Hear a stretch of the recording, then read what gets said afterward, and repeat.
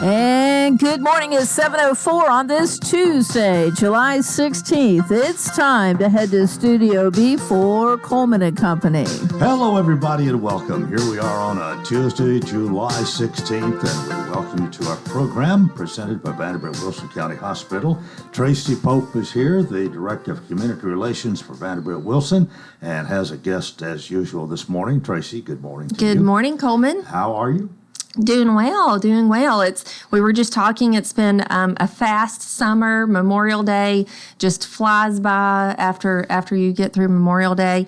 Lots of great community organizations having their fundraisers this time of the year, and one of my favorite ones, I've been on the board for 6 years now. I just rolled off, is Leadership Wilson, and we're having our annual reverse draw next Monday, July the 22nd at Tucker's Gap, and we're so thankful for all of you that help support Leadership Wilson. It's such a good organization, and we're excited for the reverse draw. I think you're going to be there with us. Is that right? I'm planning to. Are all the tickets gone? I think you have the lucky ticket, is what I'm thinking. You have the lucky ticket. We might have a few tickets left that we're trying to sell, so you can contact the station and get a hold of us, and we will let you know. But we have many, if any. Not many. Yes, we have a huge pool of supporters, and like I said, it's our annual fundraiser. We do it every other year, and we're just so grateful for the support of the community. Well, it's a nice event, and looking forward to next Monday night. Yes, me as well. All right, do you have a guest this morning? We do. Do you have anything about the hospital you want to say before you introduce? Well, we always have great things to say about the hospital. The hospital is doing well.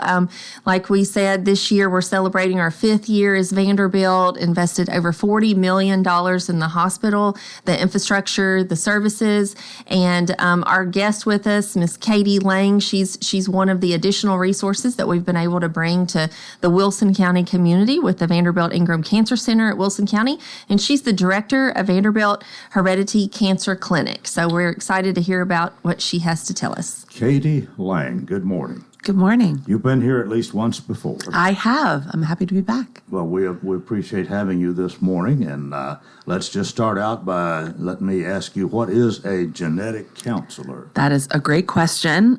I joke sometimes, I think my parents also want to know what a genetic counselor is. It's not a very common profession, but genetic counselors are trained healthcare professionals. We have master's degrees in genetics and also kind of the counseling side, the people side of healthcare. And our job is to meet with people. I work in oncology, so I meet with people with a family history of cancer or who've been diagnosed with cancer, or sometimes both, to talk about genetic testing for cancer risk, to see if we can help them and their families understand why people in the family are developing cancer, what they could do about it, if there's preventative options. So really it focuses on this testing that is available now to help families possibly prevent cancer, which is very important. Let's talk about your getting into this, and maybe where you went to school and how long. A little bit about your education to do what you're doing. Sure. So to become a genetic counselor, it's a 2-year master's program. Usually they're within a medical school. So I went to school in Richmond, Virginia, at what used to be called the Medical College of Virginia. Now they call it Virginia Commonwealth University. And I was there for 2 years, and it's similar to like nurse practitioners or physical therapists or other kind of allied health fields. You do a big part of your training, seeing patients, practicing, what we call clinical rotations. And then the other part is, learning about genetics, all the testing technologies. Genetics is a very rapidly evolving area. So there's a lot of the science to keep up with.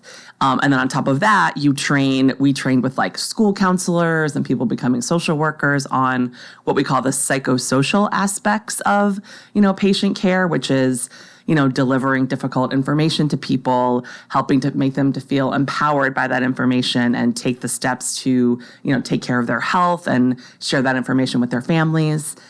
So it's a really cool profession because there's all these different facets to it. It's a very sciencey side of it, And then there's like the people side of it, which is what I think most genetic counselors say they love the most. Did you choose this maybe from the beginning, or did it just sort of happen as you went along? That's a good question. For me personally, I didn't even know about this profession when I was in college. So I did some other types of jobs. I was actually an environmental scientist, which has nothing to do with genetics, but that's not a common path to get there. But I always found that what I loved the most about any job was the people part of it, the talking to people, explaining, complicated concepts to people, helping them understand and learn. And so I realized that was a part of myself that I wanted to turn into a job of, is there a job out there where I can explain science to people and help them feel empowered by that information? And so it was one of those kind of aha moments, as Oprah says. I was talking to a friend about something going on in her family, and I said, you should really talk to this type of person called a genetic counselor. And she said, you should do that job. You're always talking to us about science. And I was like, oh, you're right. I should do that job. So I did. I applied to some schools and thankfully got in. Did that suggestion spur you on, really? It truly did. Yes, I've told that story many times. Yeah, it was one of those light bulb moments of like, oh, this is what I've been searching for, this kind of bringing all my favorite things together. I always loved science. I had an undergrad degree that included genetics, but I couldn't quite figure out what the niche was. I didn't necessarily want to be a teacher, but I wanted to talk to people. And so this job really marries those two things perfectly. What is hereditary cancer? So hereditary cancer makes up only about 5 to 10% of cancers in general. And essentially it is when a person is born with a broken gene or a genetic mutation that greatly increases their risk to develop certain types of cancer. So the kind of most infamous or well-known version of this is a gene called the BRCA genes. There's actually two of them, BRCA1 and BRCA2. If people have ever heard of kind of cancer genetics, that might be what they've heard of. It's also sometimes incorrectly called the breast cancer gene.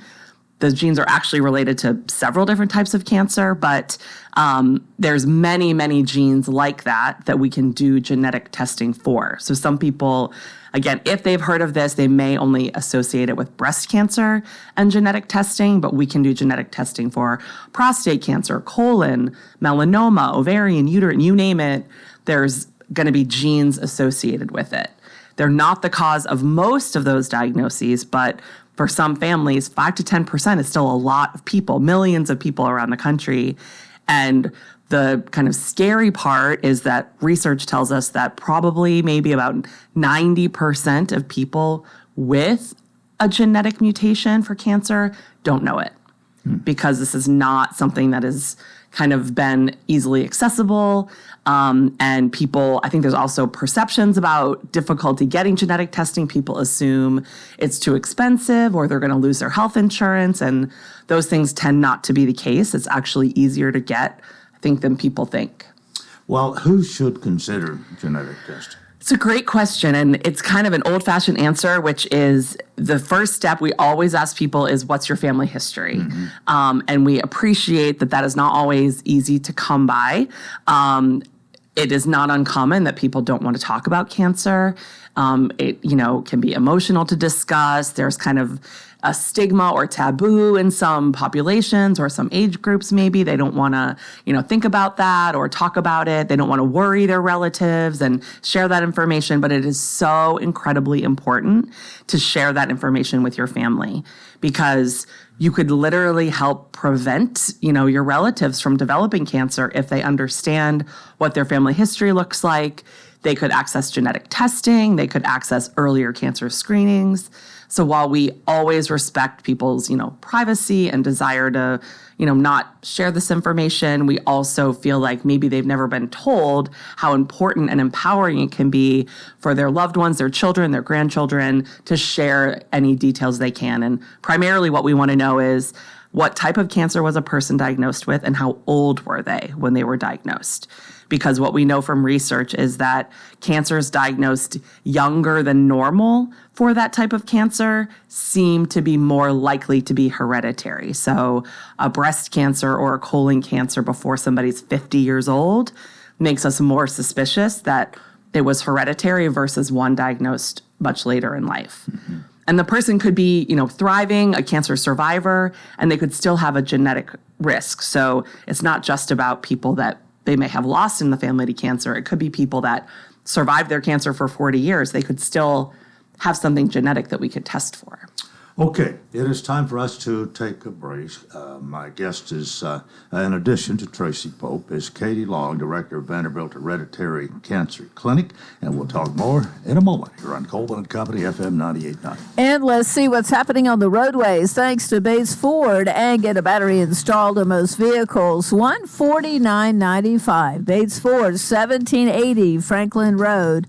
Now at traffic, here's Chuck. Good morning. Starting to crank up with more volume on 24 coming out of Murfreesboro and Rutherford County up through the Antioch area. It's been in pretty good shape so far. Leaving Dixon County down I-40 towards Keystone Springs. They're going eastbound on I-40 as that traffic picks up with more volume southbound on 65, working your way down through Millersville. Nash Painting is a non-franchise painting company. Mention this ad. You get a 10% discount. Call Nash Painting at 912-2288. I'm Commander Chuck with your on-time traffic. Where a patient starts their cancer care matters. And here, that means Vanderbilt Ingram Cancer Center, Wilson County. It's Vanderbilt-level care without making the drive to Nashville. From screening to diagnosis to treatment and recovery, patients can get all the care they need right here close to home. So now, having the best care team and most advanced treatment is closer than ever. Vanderbilt Ingram Cancer Center, making cancer care personal. Are you facing a challenging time that you need help navigating? Well, look no further than your local law firm of Kane & Crowell. At the offices of Kane & Crowell, our team of experienced attorneys is here to guide you through every step of the process. With a proven track record of success and a commitment to our clients and our community, look no further than the team at Kane & Crowell to fight for your rights and provide representation you deserve. 615-784-4800. We continue here on this Tuesday morning. Thanks for joining us this July 16th. Our program presented by Vanderbilt Wilson County Hospital. And let's get back with Katie Lang, Director of Vanderbilt Hereditary Cancer Clinic. Now, you mentioned this, but we're talking about genetic counseling and genetic testing. And is this covered by insurance? So, yes, I'm glad you asked that because I think it is probably one of the biggest barriers for people coming to see us. So there's two parts that are billed to insurance. One is the visit itself, where we have a really detailed conversation with people. We do what we call a risk assessment, where we look at their family history, their personal history, and figure out what gene or set of genes do we think could be running in this family, explaining this cancer. And then we talk to the people about, here's what you could find out about this. Here's what you could do about it if you had a genetic risk. So the consult is one part, and then there's the testing, which is, I say the sticker price of testing can be thousands of dollars. However, it is covered by insurance when people have certain things in their family. So that's why, again, those details are so important, because if we have those details, it's a better chance that insurance would cover this testing. On top of that, there's something called a self-pay price, where some people either they don't want to go through insurance for some reason, or maybe their insurance wouldn't cover it. They can pay $250 just straight to the laboratory that does the testing and obtain the same identical test. So on top of that, there's also very generous, financial assistance options, payment plans. So genuinely, I can't remember the last time a person came to us, wanted this testing, and wasn't able to get it one way or another. And you're saying a person could have at least some sort of basic screening here for $250? Mm-hmm. Yeah. Well, we can sequence dozens and dozens and dozens of your genes for $250. Very affordable. I mean, really. Yeah. Well, are you busier now than you once were? You never want to work at a cancer center and, we are, and say you're busy because that, but yes, we are very busy, and we try to frame it as, this is where you can come and help your family to never have to come to the cancer center, right? To be able to take preventative steps. More of a preventive Absolutely. thing. Yeah, okay. Yes. And even if you've had cancer yourself, it can still be preventative for you, because these genes can be associated with more than one thing. So somebody could have had colon cancer have a genetic risk and also be at risk for uterine cancer or ovarian cancer, or they could have had breast cancer and be at risk for colon cancer. So depending on the gene, if there is one, we can still help cancer survivors be preventative for other types of cancer. Well, it seems we've come a ways in this genetic thing. Have we got still a long ways to go? Is it still a growing field, or a lot of research still taking place, and you're learning more, if not every day, every month or year? It is an exploding field. The way I've been doing it for about 10 years, the things we can offer now didn't exist when even I started. And I always tell patients, if you come to us and you have a negative or normal test result, that's great news. But maybe check in a couple years, because we don't know what we're going to know then. We don't know how many more genes we're going to discover, or the technologies could get better. So it's absolutely an exploding area, and there's always going to be, more testing, better testing to come. Well, let's talk about the Vanderbilt Ingram Cancer Center. What's unique about that, and the services that you're providing? And you do more than just genetic testing, but it's a cancer center, which is and Tracy, you may want to comment here too. But I mean, it's something other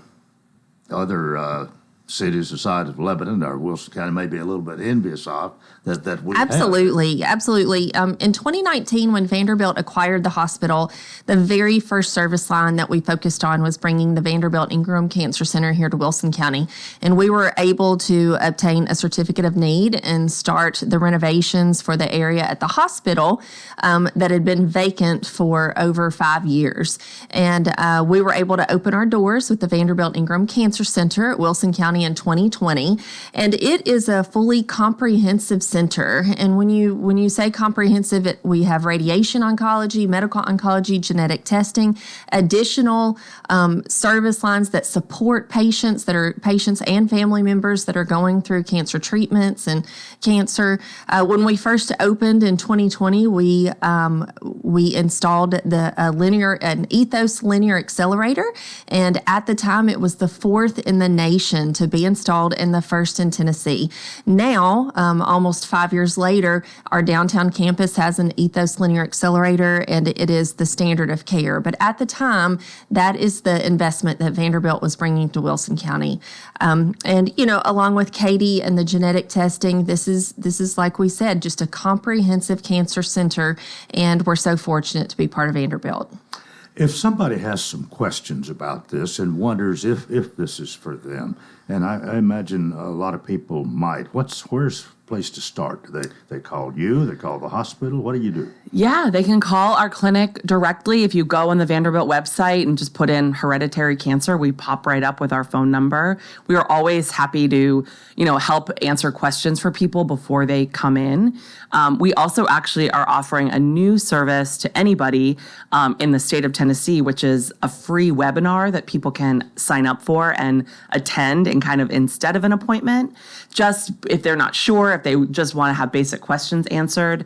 And in our experience, almost everybody who attends that ends up wanting to move forward with having an appointment, because they're able to get a lot of their basic questions answered. It does seem anymore, if you've got a computer or access to the internet, you can find out almost anything.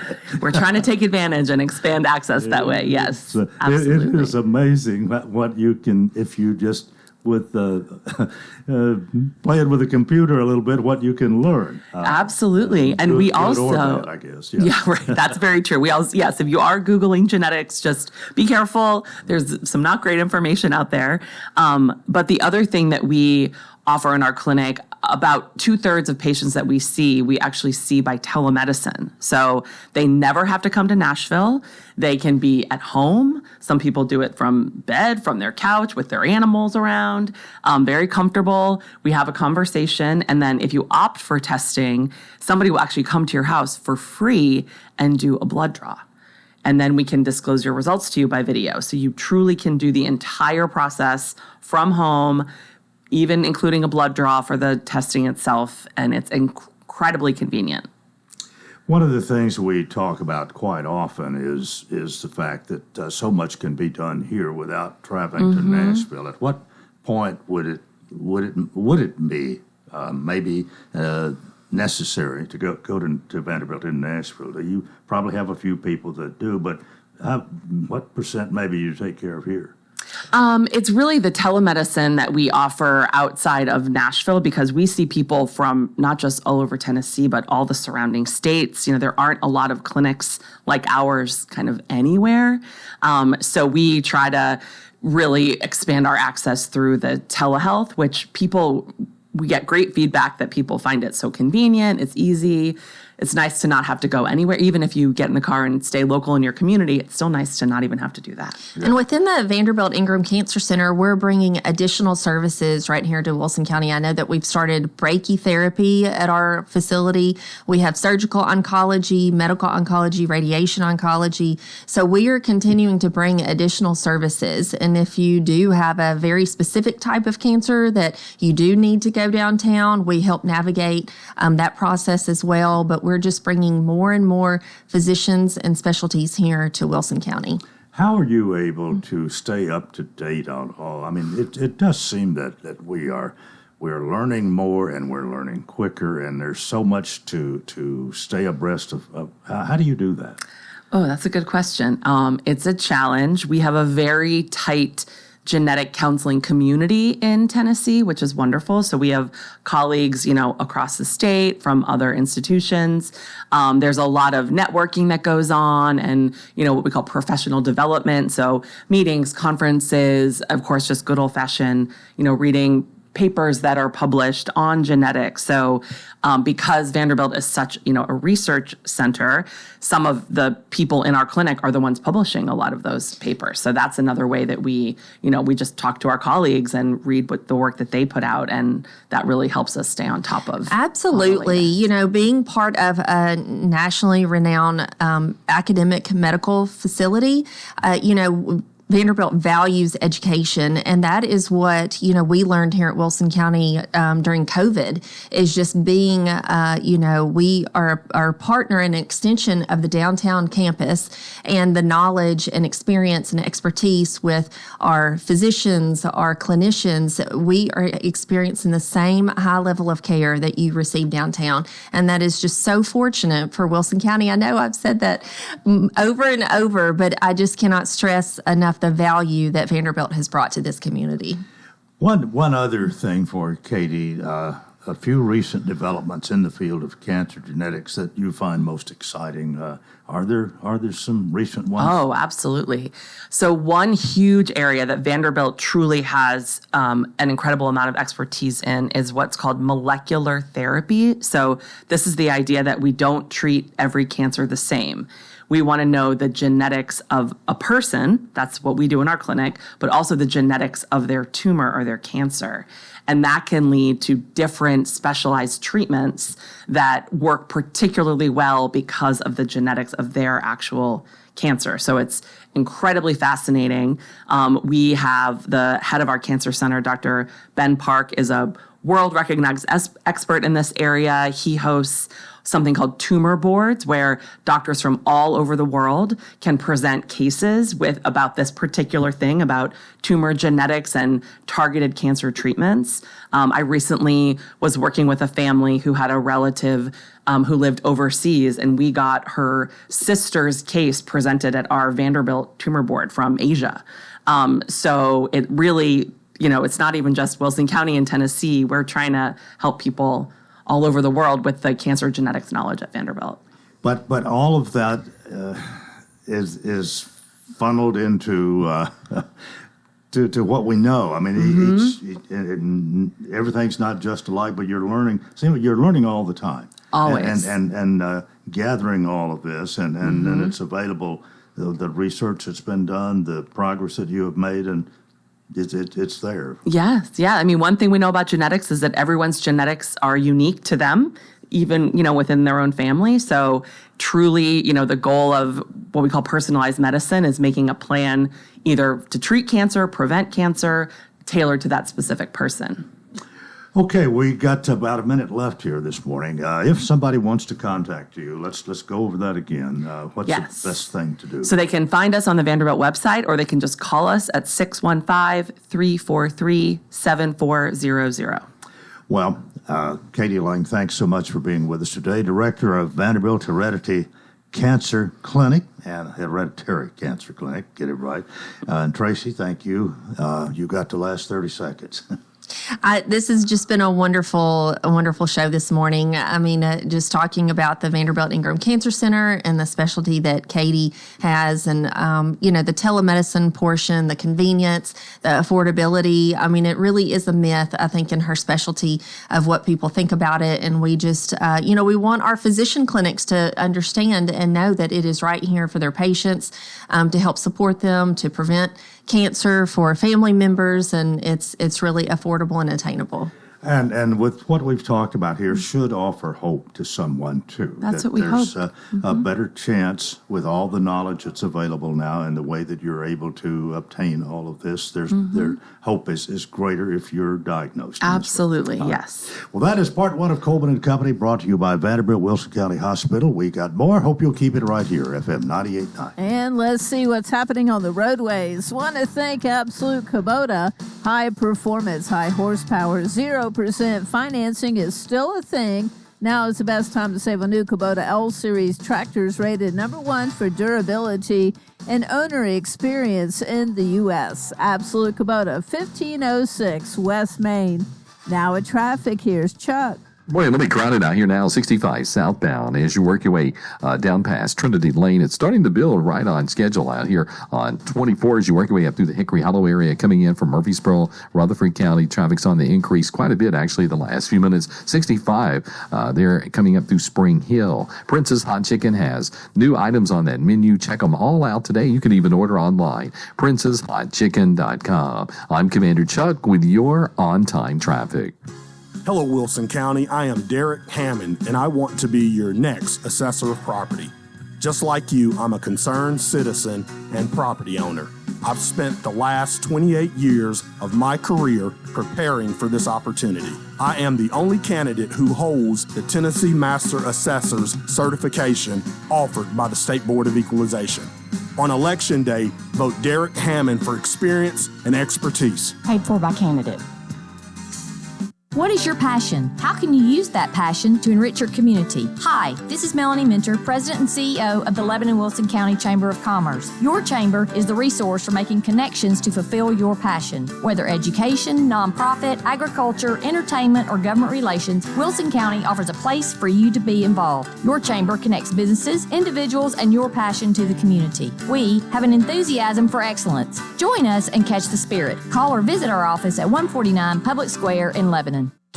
We'll have partly cloudy skies for today and tonight with a chance of showers and thunderstorms. Highs today will be in the mid-90s, lows tonight in the lower 70s. And the partly cloudy Wednesday, good chance of rain and storms. This weather forecast brought to you by Walker Auction and Realty, professional auction and real estate services. Get top dollar for your home, land, or personal property. Log on to MikeWalkerAuctions.com. They know auctions. With your Severe View forecast, I'm Storm Specialist Drew Richards. We continue here on a Tuesday. Welcome to part two. It's time to talk Hearthside Senior Living with Sean Dozier. Sean is here, the executive director of this community that's located at 215 Castle Heights Avenue North, right here in Lebanon. Sean, good morning. Good morning. Nice to be here and see the All-Star. The All-Star game, baseball All-Star game is tonight. Last night was the home run derby, I believe they called it. No, I didn't watch that. Yeah. No. You have to talk to Mike about that. I watched some of that. Was it good? Yeah. Yeah, they hit a lot of home runs. I'm just ready for football to start. Okay. Well, I can wait.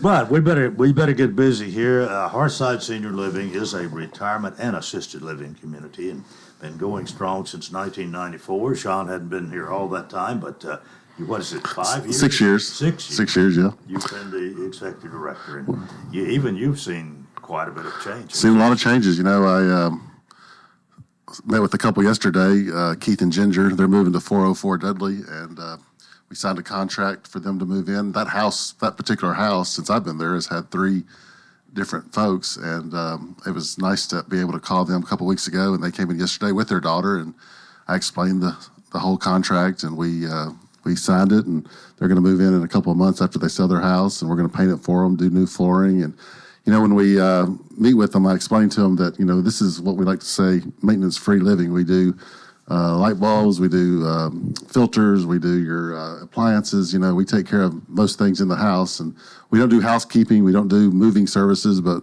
anything related to housekeeping inside and out, we take care of. We're not a condo association, we're not a Del Webb, we're a unique community here in Lebanon. And once people understand it, it has really taken off, and Keith and Ginger have been on the list for, I'd say, four years, and to be able to make that call, and they're actually moving from Del Webb in Mount Juliet to Harshside, and I was able to meet with them and explain it, and they signed it and wrote me a check, and they're going to move in. And it's always nice to have great people. We've had great people move in to Harshside since I've been there, and it really is, like you say, a community, and I was glad to call them, and I'm glad they're moving in.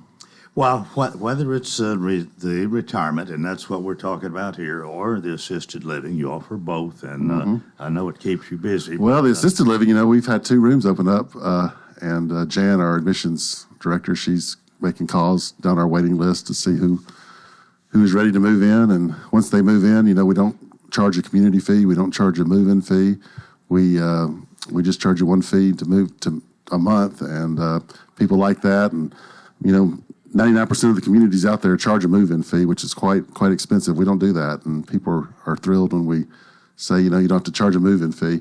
So we'll get those filled back up, and we paint the room, and we put new flooring in if it needs it, and it's a new place for them when they move in. And I always tell people, give me a week, and you'll see a difference, because a lot of these folks moving in, they haven't had the socialization, they haven't been taking their medication timely, they haven't been eating healthy meals, and when they get that for a week, it's just like a whole new person.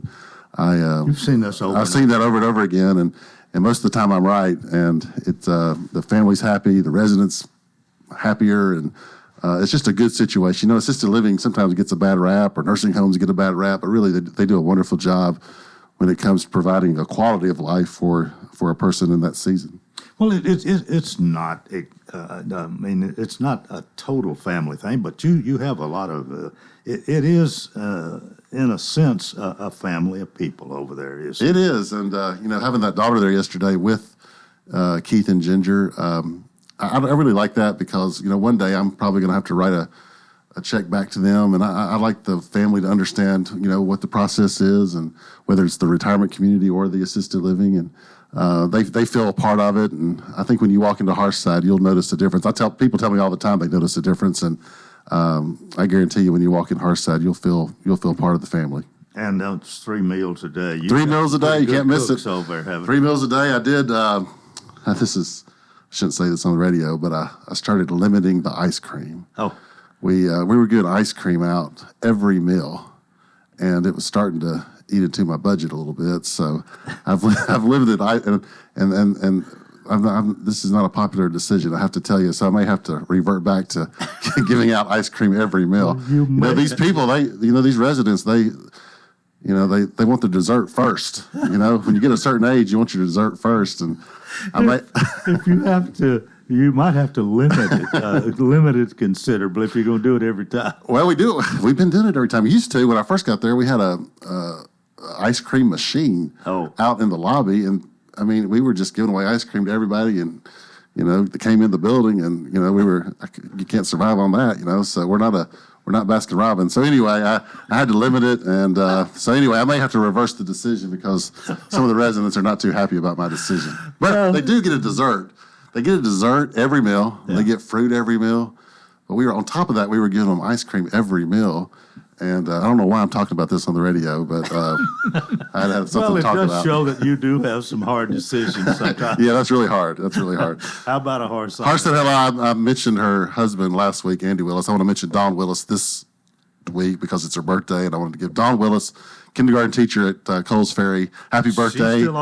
She's still over there. And a Harshside hello to Dawn Willis. All right.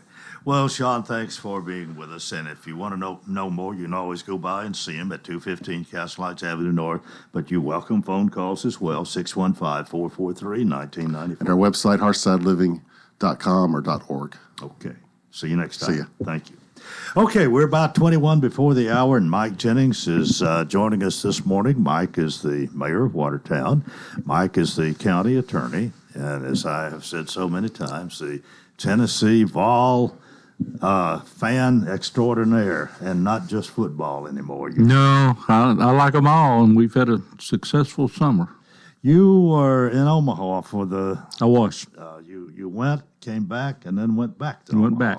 For the Sure College did. World Series. Sure did. And you weren't disappointed. I was not, except for the game one of the finals. But well, you can't win them all. No. But when it's best 2 out of 3 and you lose the first one, it kind of worries you a little bit. Yeah, I know. And honestly, I was thinking even after they'd played 2 that A&M might be the best team. But after the third one, I have to admit, UT was it. Well, A&M was a very good team, and I think I mentioned to you last time I was here, but I saw all 8 of the teams play at least one game.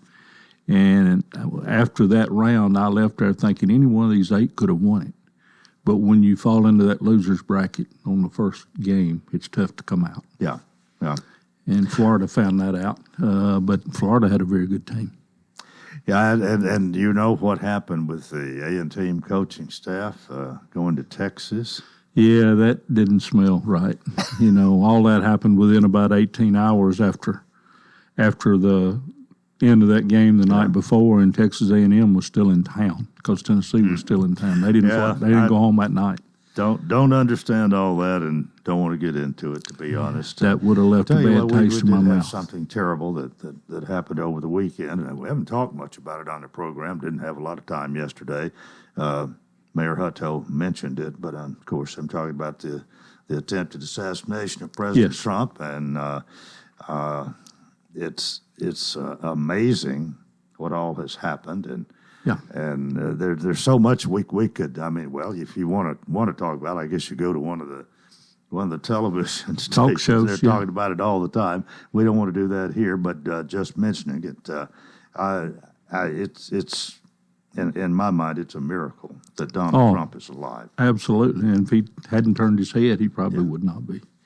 And Coleman, I agree. The rhetoric's got to tone down, and on both sides. Absolutely, and on Facebook, people were saying that, and then the very next post, they were attacking somebody, and I'm thinking, if you mean that, stop it. All you do is stop it. Don't say anything. I don't care how much you dislike one or the other. Just don't say anything. Well, hopefully, cooler heads will prevail, and we'll go on and see we'll what survive. happens.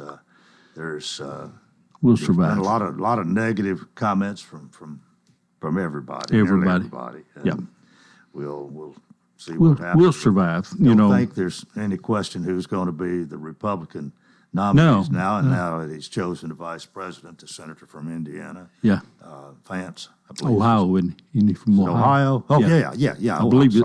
Sorry, I don't know that much about him. I just heard that before I got down here. Well, anyway, closer to home, we did have a meeting last night. I don't think from what Mayor Hutto said yesterday, there was a lot to come up last night, was there? We didn't have a lot to come up. I was thinking about it this morning, Coleman. I guess historically, when we started getting our budgets done in June, that July became basically the month of reports. That's a month for that's the month that we get a lot of our quarterly reports, but we always have a report now from the fair before the start of the fair. And then we were honored last night to have Commissioner Mark Ezel, the Commissioner of Tourism, there to talk about the financial effect of tourism on the state of Tennessee and Wilson County in particular. Very informative. He is a very positive fella. I can see why he would lead a department. He's a progressive fella. He understands that if you bring money in from out of state, people come in, spend their money, and go home. That's a good thing because it lessens the tax on me and you, property tax, and all of that. So he was very informed. I don't know whether I ought to say this or not, but I will. I mentioned Jerry McFarland and I rode the elevator down last night, and we were talking about Commissioner Ezell, and I said, Jerry, he'd make a good governor. I mean, he's just a positive, progressive. To me, he would. So, but that's 2 years away or 3 years or whatever. But anyway, yeah, I'm not his campaign manager. I was impressed with. Sometimes you hear people that are involved in politics, and I hope people don't say that about me, but that people in politics, that when they get done, you think they're just talking because they're politicians. But this guy, you can tell, believes in what he's doing, and he's been successful at it. And he talked about our tourism director and what a good job Jason's done here, and it was an informative meeting. I don't know. I kind of rambled on you. I'm sorry. We had a lot of reports last night. You got your trustee, I guess the WEMA director, all these people have once a quarter they come and... Well, director of schools, the WEMA director, and the sheriff all have monthly reports. All right. And then we have a lot more, the Register of Deeds, trustee, the Expo Center, the Ag Center. A couple of them couldn't be there last night because of their duties, but... and we have some reports, and we get written reports. We get a HR, Human Resources report. So we get a lot of those, and July is kind of the month to have that special, because you don't have a lot of resolutions. We did 2 last night. So that took up a lot of the time then. It did, reports. And need to mention the Day of Prayer for our schools. That is always sponsored by the Kiwanis Club. Every year we adopted that resolution last night. July 28th is that day, and they asked for every church in the county to stress that, and I think that's an awfully good program. Gonna do a program with Ed Callis about that. I guess later on this week. I don't have my schedule in front of me. May even be tomorrow. I hope I didn't No. I shouldn't. But he was there last night and made a nice little talk as well, and so it was a good night. Ed Callis always makes a nice talk. He does, and he believes in that program as well. Yeah. And he talked about how it came to his mind after the Littleton caller. He'll tell you all that. Mike Jennings is with us. We're going to take a break right here. This is Coleman and Company, FM 98.9. And let's see what's happening on the roadways. Want to thank our friends at Bates Ford and the Works Vehicle Checkup. They'll make sure your vehicle is ready for any road. It's $59.95 up to 5 quarts oil, tax and disposal, tire rotation, and safety check. 1780 Franklin Road. Now at traffic, here's Chuck. Good morning. Still trying to mop up this accident in the 7900 block of McCroy Lane. It's out in Bellevue. It's a non-injury accident. Still heavy on Vietnam Vets westbound, coming out of Hendersonville through that section of Sumner County, working your way towards Conference Drive. It's loading up again with more volume on 24 westbound here up through the Antioch area. Still coming in right now from Murfreesboro, Rutherford County. Whether you need a new roof repair, or a roof inspection, independent roofing specialists, these guys are the best. Check them out online, irsroofs.com. I'm Commander Chuck with your on-time traffic. Welcome to Hearthside Senior Living, Lebanon's unique senior living community designed for seniors to age in place, all within a safe, comfortable, and Christian environment. Beautiful retirement homes designed for an independent lifestyle with maintenance-free living. Hearthside Senior Living also continues the excellent tradition of assisted living for those seniors who need additional services. Hearthside Senior Living, an independent retirement community and assisted living community, all on one campus in the heart of Lebanon. Call 615-443-1994 for a tour. And now, a moment of silence to remember our dear friend. Sorry. Oh, man. Life can be uncomfortable. Your home doesn't have to be. With a wide range of air conditioners, furnaces, and heat pumps, Rheem makes it easy to feel comfortable, even when you can't be comfortable. Financing available through TVA's Energy Right program and your local power company. Call Randy's Heat and Air 237-3604. Coleman and Company here on a Tuesday morning. Mike Jennings, county attorney, is with us. I hope we get a little time to talk about Watertown again this morning, but we can do that. But back to any interesting tidbits from the reports last night that you think of we need to mention? Well, of course, the fair always amazes me, and how they get it together, and how many. I think Randall Clemens addressed the commission last night. I think Randall said there was over 2,600 volunteers, over 31,000 hours of volunteer labor. And, of course, that's all year. It just doesn't go the 10 days of the fair. As you know, you're very actively involved out there, and he talked about the different things they've added this time. So that's always entertaining to me. I mean, all kids love fairs, you know, and I'm still a kid, so it was entertaining to hear. Well, it's 10 big days, or is it 11? It starts on a Thursday. I lost count of it too, but they got some new buildings. They're going to dedicate one particularly for it's Neil 10. Moss. Thursday, Friday, Saturday, and then 7 more. All right, 10. I always get tickled on Thursday night. Everybody's bright-eyed and bushy-tailed, and they're excited. And along about the next Thursday or Friday, everybody's walking around like zombies, kind of like, just let it be over, you know? There are some people who don't get anywhere near enough sleep during the fair. Oh, I bet. Yeah. But they're dedicated to it. I would say Helen McPeak probably is at the top of the list. Yeah. Yeah. Yeah, Helen does a great job. Known Helen for a lot of years, a lot more. I better not say a lot. She'll be yelled at me, but we go back a ways. But you mentioned Randall. Randall Clements is chairman of Wilson County Promotions. I don't know how much sleep he gets, but he's involved in so much. He is. And especially when it's fair time. And he's a hands-on guy. Yeah. But it's a lot of places have a signature event. I mean, for a few in Watertown, you've had the maybe two of them, the Jazz Festival and the Mile Long Yard Sale, actually twice a year. But you're known for those. That's right. I think here in Lebanon and Wilson County, we're probably known for the fair as much as anything now, maybe more. I don't know what would be higher than that. I mean, over at Shelbyville, they had the horse show for years. Sure. I guess they still have it, and it's probably their signature event. But Yep. when you have something like that attracts thousands of people, and people come here, and you get back to that tourism thing, you spend the money and go home. You don't have to educate them or put them in jail. And that's right. And, you know, you don't have to pay to keep them up instead of them paying to stay. But you know, that's one thing Commissioner Ezel said last night. He said a lot of these things now are bringing people in here and they stay overnight. So he said, y'all are getting the benefit of that in hotel motel tax. Exactly right. Yeah. But we're not putting them up behind bars and paying $60 a day to keep them up. By the way, you had any input into this?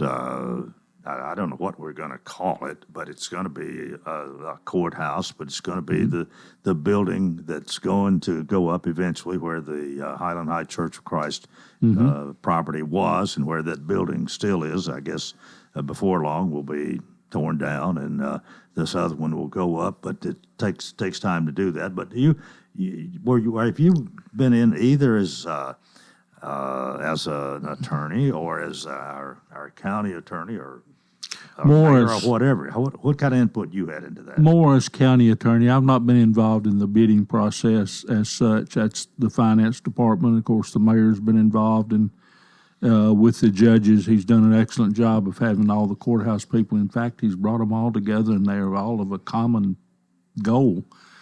I have looked at contracts. We'll probably look at more. That's pretty much my role. And, of course, we're buying 5 pieces of property around it there to expand the parking lot. The little homes around there, we're buying those. So, well, I had heard that if any of that was for sale, we would probably be interested. I didn't know we'd already got that. Well, we've got contracts on it. Yeah. And so that's 5 pieces of property there that will allow us to expand the parking. Parking's always an issue. And so this, it's taking shape, and it will start coming up out of the ground. Not sure when. Well, the idea that has kind of been presented to me, or what I've gleaned from this, is that this is more of a long-range thing, and we've already got the jail built, and I think just about moved in and everything, and are situated there where we're not have to think about enlarging that jail maybe for a number of years, maybe 20 or 30 years, a good while down the road. And then this would do the same thing when this is done for our court system and so on, that we would probably not have to worry about that for many years to come, and which leaves still, as we continue to grow, schools to build, but not in all three directions. I was just thinking while you were talking, once we get that done, the jail, to my knowledge, is in pretty good shape. Communication center's in good shape. Landfill, we've got plenty of acreage out there for the future. But schools, of course, present a problem. And emergency personnel, WEMA folks, we're asking, I don't know how many people they have down there, but whatever number they have, we're asking them to cover the entire county. And we live in a great big county. And roads are still an issue that we need. The cost to pave roads or build roads is astronomical. It just, and I'm finding that out in Watertown that it'll take $1 million a mile to pave. That's a lot of money. Well, but we do have a lot of state and federal roads. Well, maybe not so many federal. We have a lot of state roads in the county, which the state pretty much takes care of, supposed to, and does, as far as I know. But we are continuing to have more subdivisions and more roads that are county roads, and they have to be taken care of. We hadn't gotten the gate closed yet, and people still coming in. So.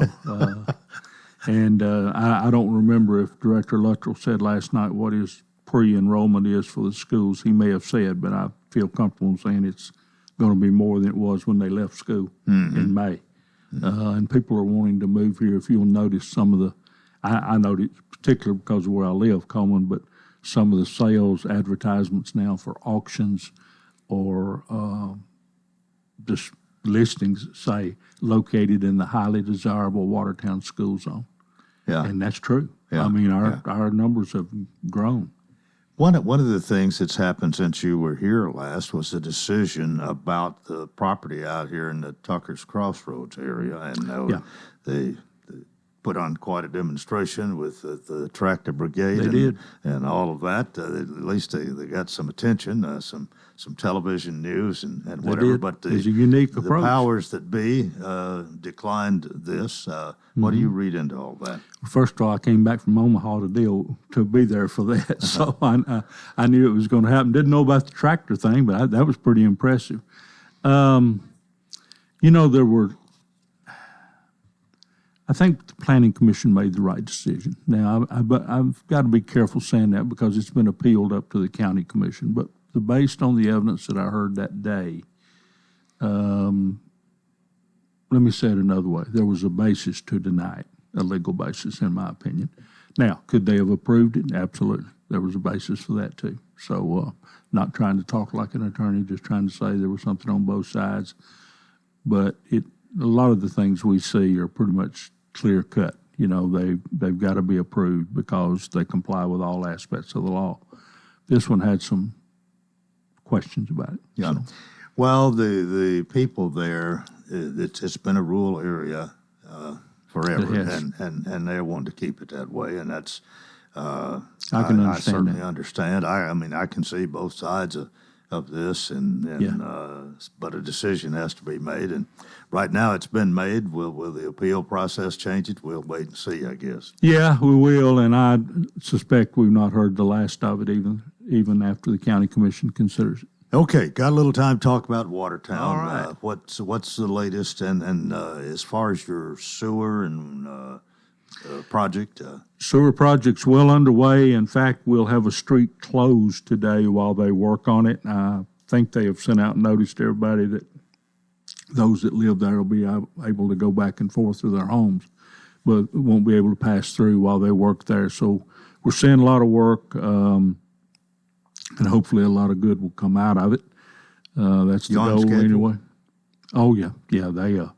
They just started back in the middle of May, and there's been somebody there, and a lot of times they've been working at 9 or 10 o'clock at night.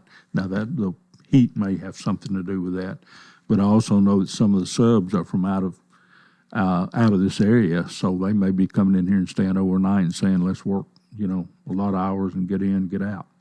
But it's going on. We're still chasing money for our turntable. That is a project that, I couldn't help but think last night while Commissioner Ezell was talking to tourism, that's our opportunity to get in on the tourism ride, and we've got to make that work. It's just we got to have something like that, and that would be good. And those people are going to come into Watertown and go home because we ain't got any place for them to stay. So they're going to go home. But they can spend their money there.